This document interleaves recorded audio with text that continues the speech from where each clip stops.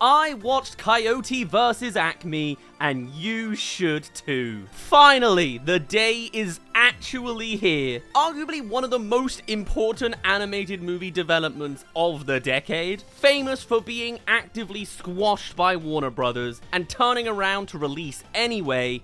And it's a bloody good movie too. Who'd have thought? Everyone knew this already. This is a day I honestly didn't think we were going to reach. I have spoken at length about Coyote Vs ACME over the years. As someone who has previously covered cancelled animated movies, this is right within my ballpark, and only the second example I've ever seen something actually claw its way out of cancelled lost media material. And what a bloody good ending it is for this movie. Although I will say, even still, somehow the marketing was underhanded at me. So many of the trailers were saying, oh, it's coming out August 28th on the Friday. Turns out it's available today in the cinemas in the UK, and maybe has been this entire last week. I literally didn't know. I went to go book tickets for Friday, realized they're available now. Oops, who did this, man? Why is this happening? Why can't you send it directly to me on the day of release? But hey, that's very classic Warner Brothers. They are still attached to this movie as much as this is mostly catch-up entertainment, and the idea of them not actually pushing the marketing themselves because it's kind of off of their hands for a tax write-off feels very classic Warner Brothers. So the fact that this is getting out at all, with word of mouth being most of the marketing and a handful of trailers, perfectly fitting for the underdog story that is literally baked into the narrative of this thing. So I'm here to also shout out loud, check your local cinemas, might be out now. And if it's not, watch it on Friday. We're gonna keep things spoiler-free for the first half of this video, but you can probably already guess the conclusions. This is just a victory lap of an animated movie. It's already been given such high praises by full-on industry directors back when it was shown during film festivals. And I would go on to say, and maybe I'm a little biased, who cares? This is comfortably the best movie of the year. Is it gonna be beaten by Forgotten Island? Maybe. And I also only specifically am talking about animated movies. That's all I cover. Its closest rival is the likes of Minions 3. Toy Story 5? No. Who knows where it stands against all the other live actions, you know? Obsession was good. I liked The Backrooms. Nonetheless, when we're actually talking about this particular genre of movie, there's something about this premise that's just so weirdly magical. And I'm not just talking about Coyote specifically, but this kind of live action hybrid cartoon category. There's only a handful of movies like this. You've obviously got the likes of Space Jam and Looney Tunes back in action, but also the old school stuff like Who Framed Roger Rabbit, or spins like Happy Time Murders. Does anyone know that movie? The same idea, but with puppets instead. Or the Chip and Dale movie over on Disney+.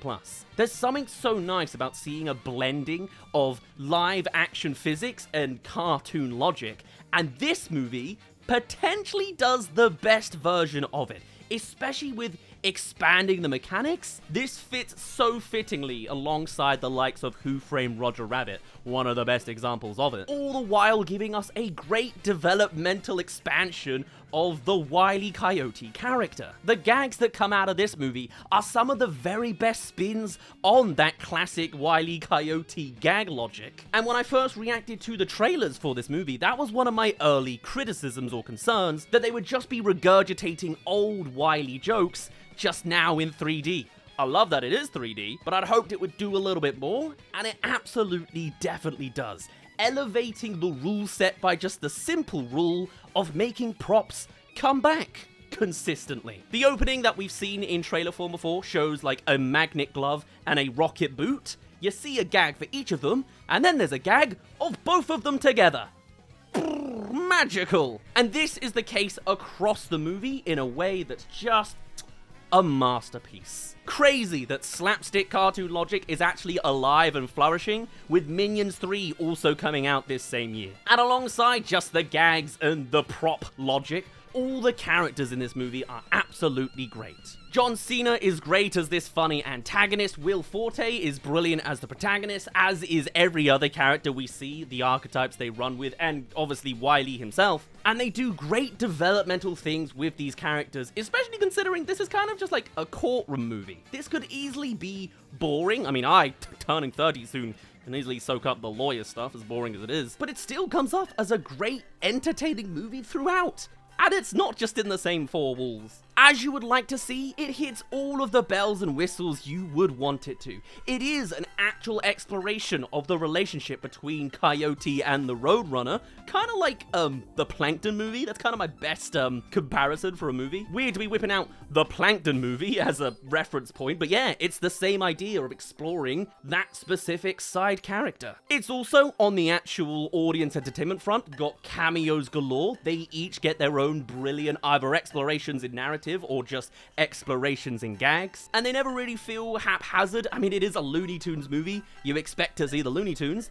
I think they all work. They're great. I love them all. Along the background, there's this funny meta-narrative with it being so anti-corporate, all the while Warner Brothers have actively kicked them down. But across the board, it almost makes it seem easy. This is the perfect Looney Tunes movie. Better than any of the past ones we've seen? Yeah, it beats Back in Action. It clearly comes from a place of true love of the source material and masterclass on telling them under a new lens. Adapting it with this live-action rule set, and genuinely seeming to understand the characters it's dealing with or has now newly written. It is just a masterclass best-case scenario for what you'd expect out of the prompt of Coyote vs ACME itself. I would fully, obviously recommend this movie, not just because it's been through developmental hell and kind of a bastion of sticking it to the man, but it's also a genuine 10 out of 10 as well. I've already bought movie tickets twice for some of my team, and I will likely be buying more later in the week as other people see it. And to actually put money forwards towards helping this underdog ragtag group of incredibly talented animators and industry folk is easily one of the best translations of your money if it has to go towards film. If you can find the funds. I know most people didn't spend any of their money apart from Toy Story 5 and Spider-Man. So if you've got room for a third movie this year, definitely plug it here. I loved the cartoon mechanics that they started to explore and play around with in this movie specifically. That's kind of like my stars in the eyes moment throughout this thing. And the only things I can really find as a dislike, the smallest of nitpicks to be honest, it's practically perfect, is sometimes there was a little bit too much motion blur that I couldn't read all of the details in the background. There's a handful of times that you're like panning and you see a bunch of cartoon characters, and there's so much motion blur, you can't even see a single frame of them half the time. Though I noticed it more at the beginning. Oh, and there was that one shot in the actual trailer that I saw and paused and commented on that unfortunately I kind of wish I hadn't seen. But the marketing was pushing very hard and I was analyzing every frame. So maybe that's a me issue. I love what they do with it. We'll talk about it more. But at least keeping on the non-spoiler sides of things, everything just all comes together in a masterful way.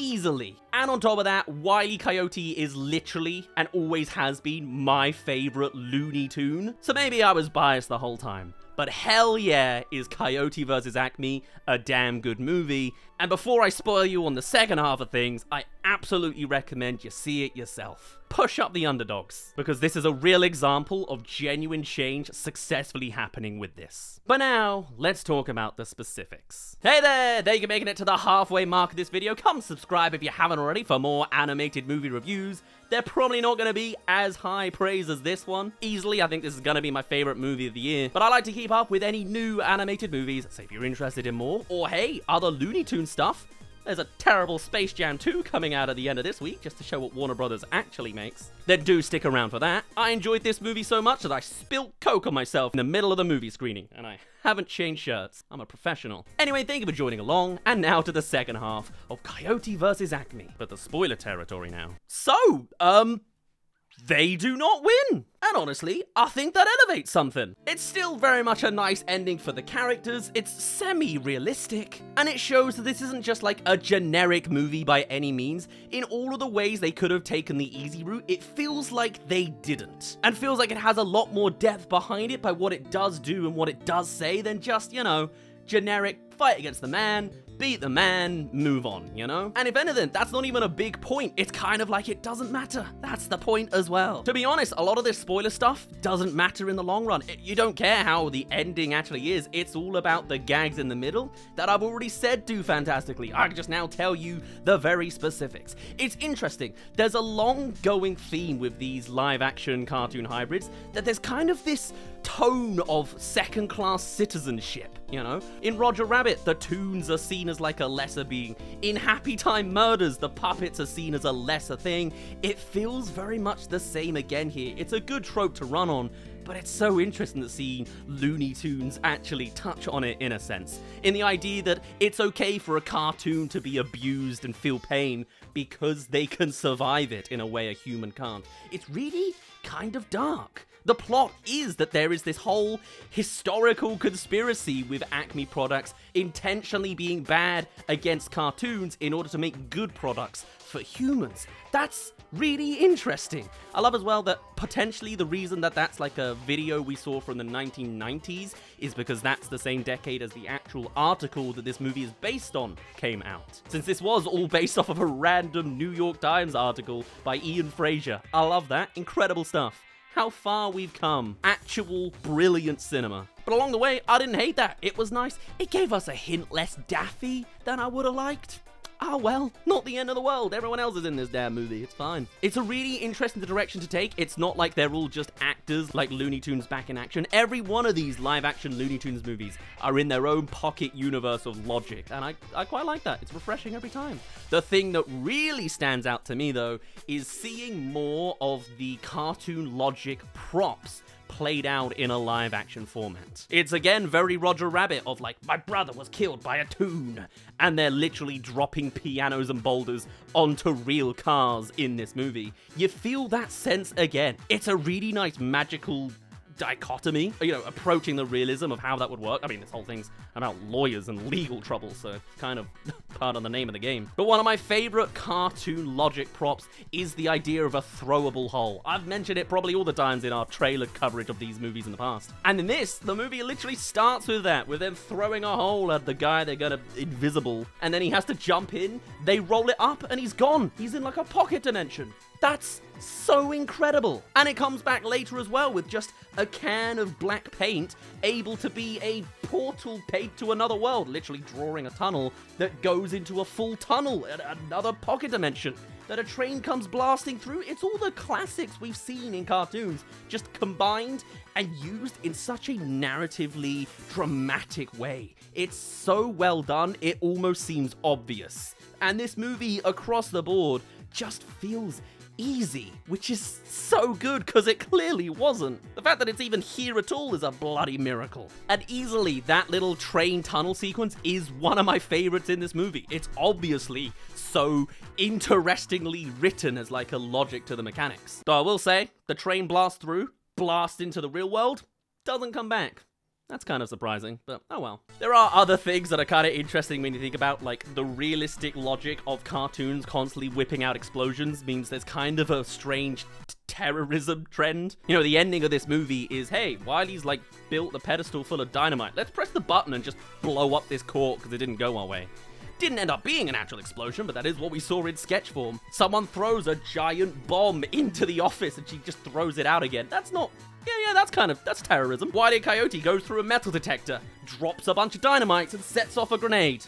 He just blew up a public building. But when it's cartoon logic, it's fantastic. And actually using the practical effects in the real world, having Will Forte's face explode with all that wind, beautiful, brilliant. Give me more. I know I've just had like 2 hours of it. I'll happily take 10 more. Turn this into a TV show. Call it, I don't know, the Looney Tunes. Now, obviously, they don't actually touch the explosive terrorism arc, you know. At most, it's just a recurring gag that the lawyer's car is the thing that keeps dying or exploding or getting hit. But when they do actually talk about arguments of the real world, it's interesting to see that, faintly, both sides of the arguments make sense, with one side saying that the Acme products are faulty, and so they are at legal trouble when hurting Coyote so much, whilst they turn around and say Wiley is using the products incorrectly because they're not built to capture a bird, and they're all his own fault of the mismanagement of the tools. It's a little flimsy, but I think it's interesting that they kind of seriously spoke for a minute. Again, turning 30. Alongside as well these kind of practical effects, there's a lot of great stunt work. It's nice to see a human going through the antics of cartoon nonsense. Wherever it is, Rube Goldberg machines going off with all these things, or just Will being flung out of a motel and into the pool. It feels weighty. It feels good. when this easily could have been a big CGI green screen fest, and maybe it is in places, I don't know if the desert's real or not, but where there's clearly is practical effects, you can really feel it. But then when it does go into the CGI side of things, which clearly it does with all of the Looney Tunes characters, they're mostly 3D, it's really great to see some of the CGI photorealistic effects they have, like that one guy with the cartoon gloves. We saw this in the trailer, one of my favorite, like, interesting set pieces of, like, is he gonna be, like, the true villain somehow? Like, a little bit of a Roger Rabbit villain? A human using toon controls to do things? And he does! He shows up, he whips out the roads, and that's really visually fantastic. Unfortunately, that is the whole scene. That is all we actually see of him. That's kind of a shame. I feel like I want him. I want more of him. And he was just like a little goon for the bad guys. That was it. Really, really cool though. Maybe less is more in that sense because I'm here salivating for more, but it is so very Roger Rabbit and so well done. I really liked that. It's interesting to sort of see this as somewhat maybe like a sequel of how the characters are doing in the modern day of sorts, since it has canonically been decades and decades with them. We see the granny now with a husband and also now without a husband. Sylvester's getting along without Tweety Bird because Tweety Bird's been kidnapped by the bad guys this whole time. That's faintly interesting. Daffy is now actually at St. Looney's, only properly connected the fact that they're called the Looney Tunes, so they're in like a loony house type thing. But still, a cool exploration of how those characters go by, and logically baked on the idea that they were all abused and traumatized in the 90s. And then, when it comes round to the front and center Looney Tune, you have Bugs Bunny only really getting one real scene, and I think that especially shows for the less is more. What's more, he is entirely animated in 2D, which kind of felt more noble. It's interesting. I definitely don't hate that. It is great 2D animation anyway, and really adds this sense that he's like the mythical Looney Tune against them all. You know, just kind of a person you briefly cross paths with from the perspective of everybody else. Means we're never getting that damn Bugs Bunny movie, but hey, I really liked how it worked out in this one. To be honest, at one point I thought it was going to make a plot point about how all these tunes became 3D from 2D, but no, Bugs is just 2D. All the 3D is so good I didn't see it as 3D. Either way, very, very cool, very, very nice. And the way it all properly ends in that final act is definitely the bow on the top of this damn cake. That doesn't make sense. In that, you know how I was praising how the original jokes at the start of the movie had the props come together and recur in the next joke?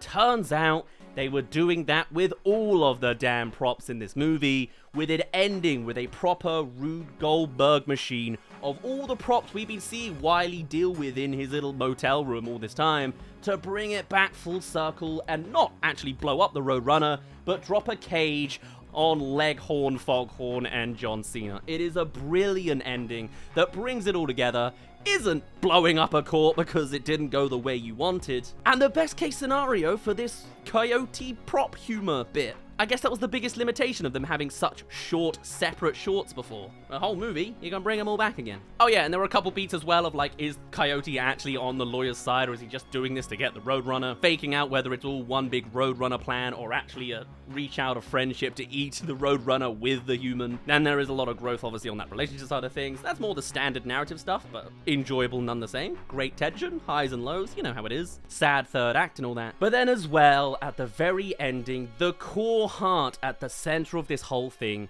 is the revelation of the actual relationship between Coyote and the Roadrunner, with the Roadrunner being pretty much absent this entire movie. The lawyers can't capture them as a witness, the bad guys can't capture them as their culprit, which I love, by the way. Big military operation to capture the Roadrunner, still doesn't work. Mwah.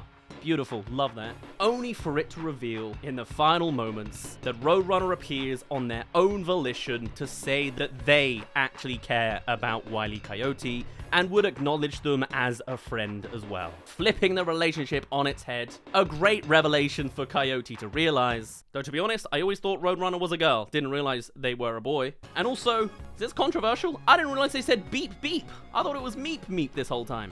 And when they spoke specifically in this movie, you know, saying beep beep, the voice is a little bit lower than I would have expected. I'm surprised it didn't use the exact same sound effect. Oh well, nitpicks as well. Loved when they had Roadrunner as part of the soundtrack in the background with the military operation and they're meeping. I don't know if it was over swear words or just part of the beat, but wow, beautiful. Love that. Oh my god. Obvious, incredible, Comedic genius is what that is. And with the revelation that the Coyote isn't just some lonely loser butt of every joke, they've made new friends with their new human lawyers, and it turns out they've had a friend the whole time in the Roadrunner. They lose that court case against the Senate despite Foghorn literally acknowledging that the Toons have their tools actively sabotaged, but it doesn't matter because Coyote has found his friends, he's found his people, and he's found his place, returning back with the Roadrunner as per their request as well. Supposedly coming back every now and again to, of course, Albuquerque to meet with their human friends. And though I actually missed the credits message that says thank you to all of those that shouted and supported us over the years, this wouldn't have existed without you, it is still wholesome all the same. From the talented writers and producers, animators, directors and creators, this is clearly an absolute masterclass of cartoon slapstick madness mixed with genuine heart and realistic antics, blended all together into just a brilliant romp that I can't emphasize enough feels incredibly easy. And that takes so much talent. It is so typical that it got buried and bunked off as a tax write-off by the big corporate man himself. But if anything, I almost feel like that only elevates this movie's story more as it became a literal reality and then they won. If anything, it's an even better ending than how the actual narrative ends. Warner Brothers probably gets some kind of cut by sheer association, but nonetheless, I can't say well done to the team enough. I was devastated to hear that this movie wasn't actually being made, and it is genuinely a privilege to be able to see it today. Though you may know the spoilers by now, you still only know a fraction of this movie if you haven't seen it yourself. So I cannot recommend this movie enough. It is some of the very best in modern day cartoon content, saying and doing absolutely everything it needs to do, ironically with the main Looney Tune character who doesn't say anything at all. Brilliant. For now though, I'd best finally end it off there. My name's been Daz. Thank you very much for reaching the end of this video. I've always wanted to make this video, so I'm so glad it is a reality. I'd love to hear all of your thoughts on Coyote vs ACME. Tell me your favorite scene or talk more about the behind the scenes. We're honestly in the best ending in this territory, so let's soak it in for a while we can. I, for one, I'm gonna go watch it again. But on that note, I shall see you all in a little bit. Cheerio!